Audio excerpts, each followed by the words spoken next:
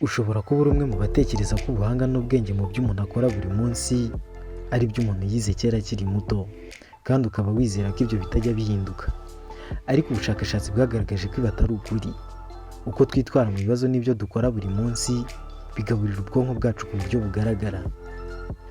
Ibi bishobora kuvuga ko byagusaba gusubira ku ishuri, kuzuza akabati kawe k'ibitabo amasomo menshi kandi akomeye, ariko kuba umunyabwenge no guhorana umucyo mu byo ukora aribyo bita smartness no mu bandi ntabwo bisaba umwanya munini n'imbaraga zidasanzwe. Ikinyamakuru Business Insider nyuma yo kubaza abantu batandukanye barimo abahanga mu buvuzi, ubumenyamuntu, imibanire n'abandi ndetse n'abashakashatsi mu by'imibereho ya muntu, cyagerageje gushyira ahagaragara ibintu 10 by'ingenzi wakora mu buzima bwawe bwa buri munsi bikagufasha guhora ukeye mu byo ukora.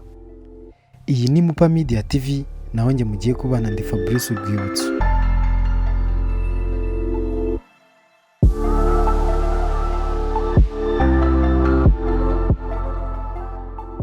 Ikintu cya mbere wakora kugira ngo uhore ukeye mu byo ukora ni ugukoresha neza igihe cyawe igihe uri kuri internet cyangwa se ibyo bakunda kwita murandasi.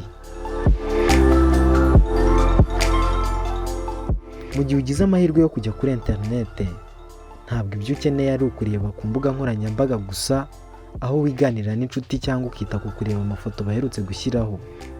Ibi si byiza kuko burya imbuga za internet ziba zuzuyeho ibintu byagufasha kwiyungura ubumenyi muri byinshi. Urugero, ushobora kwifashisha internet ukiga ibintu bijyanye na siyansi, ushobora kwihugura mu kibonezamvugo cy'ururimi runaka ndetse n'ibindi byinshi.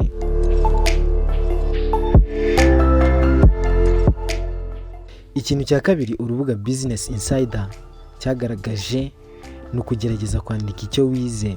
Ntabwo bigomba kuba birebire cyangwa ngo bigusabe gufata iminota myinshi wandika, ariko gufata akanya gato buri munsi ukagira icyo wandika ushobora kuba wungutse cyangwa wize ni kimwe mu bigufasha guteza imbere imitekerereze yawe. Ubishoboye wakwandika nk'amagambo 400 buri munsi ajyanye n'icyo wize uwo munsi. Ikintu cya gatatu ugomba gukora kugira ngo uhore wumva ukeye muri wowe ni ugukora urutonde rw'ibyo warangije gukora. Igice kinini cy'ubwenge ni ukwigirira icyizere no guhora wishimye.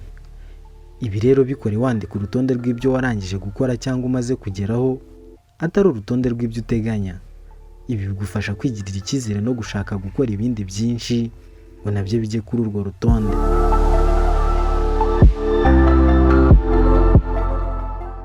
Ikintu cya kane ushobora gukora kikagufasha kumva ukeye muri wowe ni ugukina udukino turuhura mu mutwe.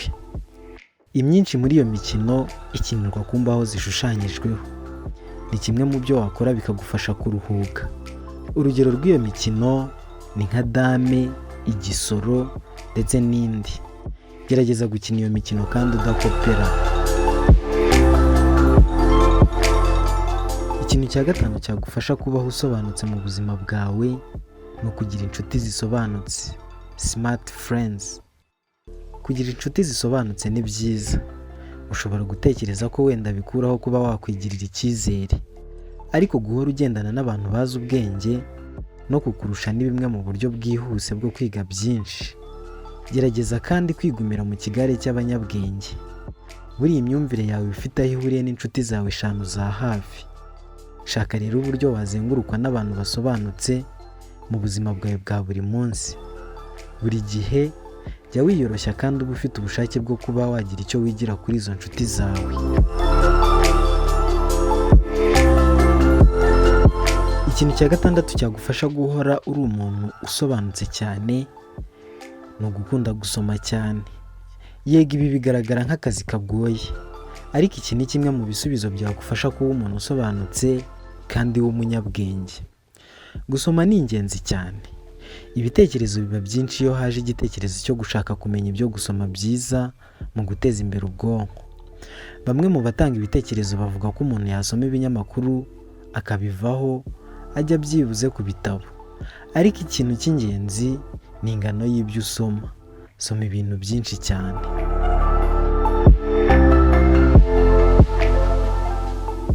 Ikintu cya karindwi kigaragaza umuntu usobanutse ni ugusobanurira abandi ibyazi. Niba utashobora kubisobanura mu buryo bworoshye, ubwo ntabyo nawe wumva. Aya ni amagambo y'umuhanga Albert Einstein. Ushobora kumenya neza ko wize neza mu gihe wabasha gusobanurira abandi ibyo wize. Kandi burya iyo ubisobanurira abandi, nawe uba uri gukarishya ubwenge neza. Mbere yo kwemeza ko wize neza, itonde ubaze umenye niba ushobora kubisobanurira undi muntu. Buri kintu icyo ari cyo cyose wize, cyaba gito cyangwa kinini, kigumane mu bwonko kugeza igihe nawe ushobora kugisobanurira undi muntu. Biroroshye kuba wagira icyo wiga, ariko kubigumana mu mutwe no kubasha kubyigisha abandi nibyo bigaragaza ko uri umuhanga. Ikintu cya 8 ushobora gukora ni ukugerageza ibintu bishya kandi utaruzi. Urugero rufatika rwatangwa hano ni uwashinze sosiyete ya Apple.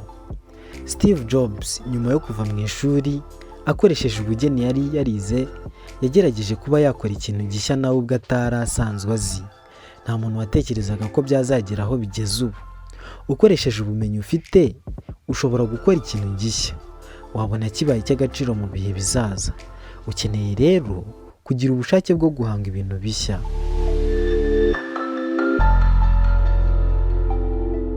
Ikintu cya 9 ushobora gukora ni ugukora uko ushoboye ukigira ururimi rushya. Ntabwo ukeneye kuba wahita uba intyoza mu rurimi rw'amahanga wahisemo kwiga. Ushobora gutangira kwiga ururimi rw'amahanga wicariye ku ntebe mu biro iwawe. Hari imbuga za interineti z'ubuntu zigisha indimi.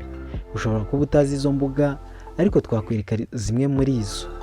Wakwifashisha nka LiveMocha, Byusu, yewe na Memrise. Yagufasha kwiga izindi ndimi kandi ku buntu.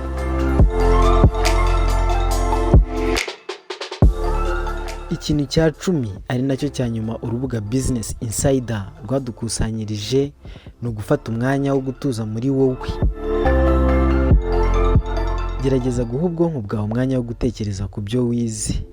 Ushobora kwicara ahantu hatuje cyane buri munsi uko ubonye akanya. Ibi ni ingenzi mu mikorere myiza y'ubwonko bwa muntu.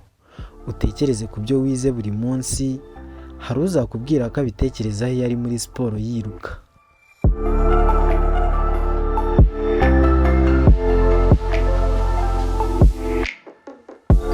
Ndagushimira aho twabanye muri iki kiganiro. Niba nawe wifuza guhora wumva ukiye mu byo ukora bya buri munsi, ushobora gukurikiza izi nama 10 urubuga Business Insiders batwegeranyirije, maze nawe ukajya uhora wishimye mu byo ukora bya buri munsi.